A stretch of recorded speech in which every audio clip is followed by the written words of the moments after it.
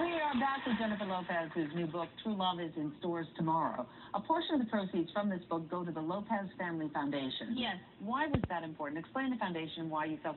The foundation is something me and my sister started when we were both pregnant. We always had this dream ever since I got in the public eye and I started doing well.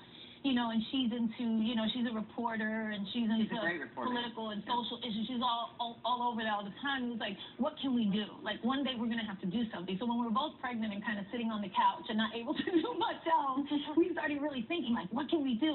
Plus, when you become a mom, your whole perspective on life changes in the world. It's like, what are we going to do to make this world a better place for our kids? I mean, come on, we got to do stuff. So we formed the Lopez Family Foundation, and we decided it's going to be about health and education for women and children. And ever since then, it's been 6 years. Obviously, the kids are 6 years old since we started the foundation, and we've opened clinics and did different things. And we always, you know, our motto is one step at a time. We make a difference, and every one person can do something that can help lead to making everything a little bit better for people. And so that's what we're doing. We just recently opened in the Bronx, you know, the Center for Healthy Living at Montefiore Hospital. So that was a big thing for us, too. In the book, you talk about as a little girl going to sleep at night and dreaming of the family that you always wanted. Oh, yeah. You have 2 little ones of your own. How has this to change your life? Oh, my God. Max, I know it's hard to... It's like, you know, they make your life so much better. I don't want to get emotional or anything, but they just make everything better. It's like you think your life is one thing and it's great and it's fine and all these things, and you have ups and downs, but even in the downs, they make it better, and the ups, they make it better. It's just, everything is just more amazing because of them. So in the book, you talk about that moment you're on tour, and you're on the plane, and your little boy, Max, crawls into your lap and says to you, will you always be my mommy? Yeah. And this was after the divorce. I know every mom in the audience is reacting to that. I think he was confused. You know, we were traveling the world. They were young. Their dad wasn't with them now, and it was just like, you know, what is this? You know what I mean? What's going to happen? So what are you saying? I said, I can't answer every question you ever have, but I can tell you that Mommy and Emmy and Max will always be together. And he was okay with that? Yeah.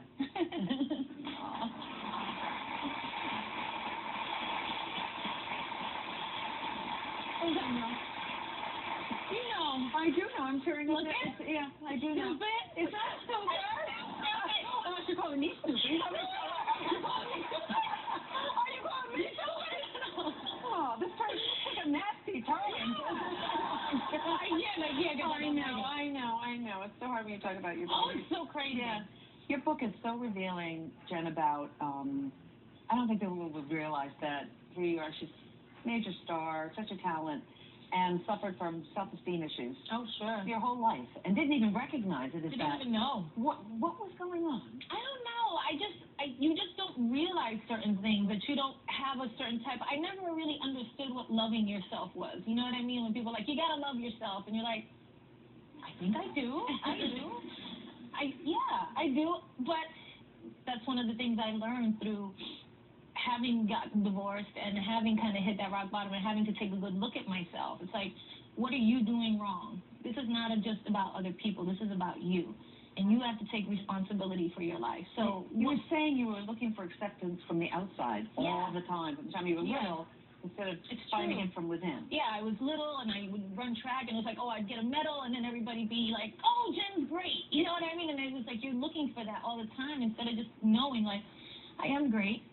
I'm a great person. I'm a good person. I try to do the right things. I try to, you know, and I never gave myself that credit. I never gave myself credit for being good at anything, I realized. Like, I always believe that you're always more apt to believe the negative things that people say about you than the positive things, because you're not telling yourself the positive things enough. We're always telling ourselves the negative things, and I feel like that's something that I've needed to learn how to do. So when I say things like that, I love myself, or I love this, it's not a thing that comes from being arrogant or conceited. It comes from having to build yourself up from within, because those voices that we hear are always the ones that are more negative, and that's destructive, I think, and it makes us make bad choices in life. Are those voices getting weaker? I battle those voices all the time, and I always, you know, again, it's always about kind of reminding myself, like, you're worthy to have a good life and to have a good relationship and to have, be successful. You deserve all those things. Everybody does. I think that, and that comes across so clearly in your book, and I think that so many women, I mean, I'm 60 years old and still deal with these issues. Oh, absolutely. I've done, I think, okay with my life, but if you don't feel it, do you get up in the morning, and this is going to sound silly, and look in the mirror and go, you go, girl. Oh, I have learned to get up in the morning and, literally look at myself and say, hey, you look beautiful today. And I know I look like crap. I know I'm not looking that great when I wake up. And, it's like, I love you. I really love you. You're doing really great. You constantly have to be giving yourself the pat on the back. You don't have to look for it from other people. Do it for yourself. Do it for yourself. You know what, Jen? I'm so glad that you have learned to love yourself. Yeah, I'm learning. You're learning to love yourself. Yes. We love you. I love you guys. Thank you so much. It's fabulous. Thank you. Be sure to pick up a copy of her new book, True Love, which is available online and in stores tomorrow. And don't forget to check out the show she produces on ABC Family, The Fosters, and her upcoming movie, The Boy Next Door. Jeez, you are busy. Little busy. Whoa. Yeah. We'll be right back.